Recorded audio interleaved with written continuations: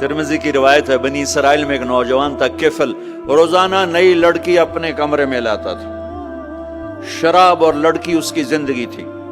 ایک رات ایک لڑکی کو لے کر آیا، 60 دینار 60 دینار پاکستان کا 12 لاکھ روپیہ بنتا ہے، اور آپ کا 1 لاکھ بنتا ہے۔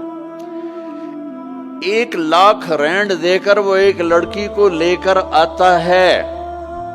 جب کمرہ بند کیا تو دیکھا وہ لڑکی رو رہی تھی، تو کفل کہتا ہے میں زبردستی تو نہیں لے کر آیا، ڈیل کر کے لایا ہوں۔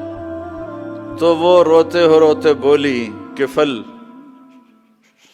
طوائف نہیں ہوں، غریب ہوں، مجھے غربت نے عزت بیچنے تک پہنچا دیا ہے۔ میں کہا کرتا ہوں جب مالدار لوگ زکوٰۃ نہیں دیتے تو غریبوں کی بیٹیاں طوائف بن جاتی۔ جب مالدار لوگ اپنے جنت بنا دنیا کو جنت بناتے ہیں اور غریبوں کو بھول جاتے ہیں تو غریبوں کی بیٹیوں کی عزتیں یوں نیلام ہوتی ہیں۔ وہ ساری زندگی کے لیے طوائف کا داغ اپنے ماتھے پہ لیتی ہیں اور زندگی بھر عزت کا ایک لمحہ نہیں گزار سکتی۔ اور طوائفوں سے کھیلنے والے وہ ویسے ہی مسٹر رہتے ہیں، وہ ویسے ہی ہز ہائنس رہتے ہیں، ویسے یور آنر رہتے ہیں۔ ایک بچی کی عزت برباد ہو گئی اور اس خبیث کی عزت ویسے کے ویسے ہے۔ اس لیے تو میرے اللہ نے قیامت کا دن رکھا ہے، اس لیے تو میرے اللہ نے قیامت کا دن رکھا ہے۔ ہائے ہائے ہائے ہائے، ایسے تو نہیں حسین سر کٹوا کے نیزوں پہ چڑھ گئے اور آل رسول کے سیٹے گئے اور بوٹی بوٹی ان کے ہو گئی کہ اللہ کو نہیں چھوڑنا باقی سب چھوڑ دیں گے۔ جس امت کے پاس کربلا کی تاریخ ہو وہ امت نماز چھوڑ دے، وہ امت جھوٹ بولے، شراب پی، زنا کرے۔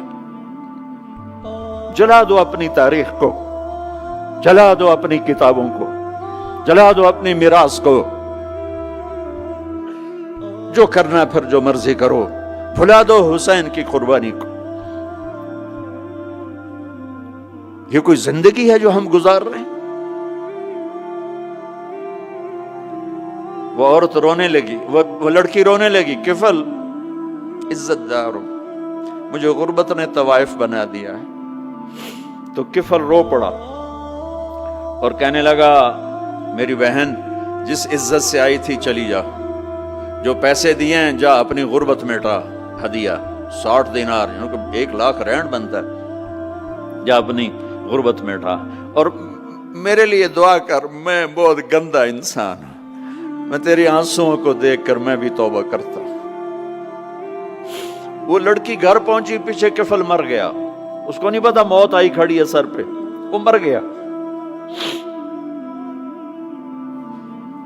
اللہ آخرت سے پردہ نہیں اٹھایا اللہ نے۔ وَمِن وَرَائِهِمْ بَرْزَخٌ إِلَى يَوْمِ يُبْعَثُونَ، پردہ ہے، مر گیا، کیسے مرا، کس حال میں مرا، کچھ پتہ نہیں ہے، اس کی قدردانی پہ قربان جاؤں۔ کل اگر یہ مردہ ملتا نا اپنے گھر میں، اس کو کسی نے اٹھانا نہیں تھا، کمرے میں ہی دبا دینا تھا، وہیں پتھروں میں اس کو دبا دینا تھا، یہ ایسا انسان تھا، لیکن وہ تو توبہ کر چکا تھا۔ اور توبہ کے بعد کی زندگی 15 منٹ، آدھا گھنٹہ، گھنٹہ، سوا گھنٹہ، 2 گھنٹے ہے، اور 30 سال کی زندگی زنا اور شراب میں ہے، اور آدھے گھنٹے کی زندگی میں صرف نیت کی ہے۔ کل تک تو بھی سورج میں نہیں دیکھا اور موت نے آ کے اٹھا لیا۔ صبح جب ہوئی تو لوگوں نے دیکھا کفل کے گیٹ پہ لکھا ہوا تھا ان اللہ قد غفر للکفل، لوگوں اللہ نے کفل کو معاف کر دیا۔ یہ کیوں لکھوایا؟ یہ کیوں لکھوایا؟ اس لیے لکھوایا کہ اب یہ ہمارا دوست ہے، آؤ اس کو عزت سے ہمارے پاس پہنچاؤ۔ یہ شرابی بھی تھا، یہ زانی بھی تھا، یہ سب کچھ تھا۔ اس سے بڑا قدردان کوئی ہے کہ نیکی کرنے کا ایک دن اس کے پاس نہیں؟ ابھی آج اس نے نیت کی ہے کہ آج کے بعد میں نیک بن کے زندگی گزاروں گا، اور موت نے مہلت نہیں دی۔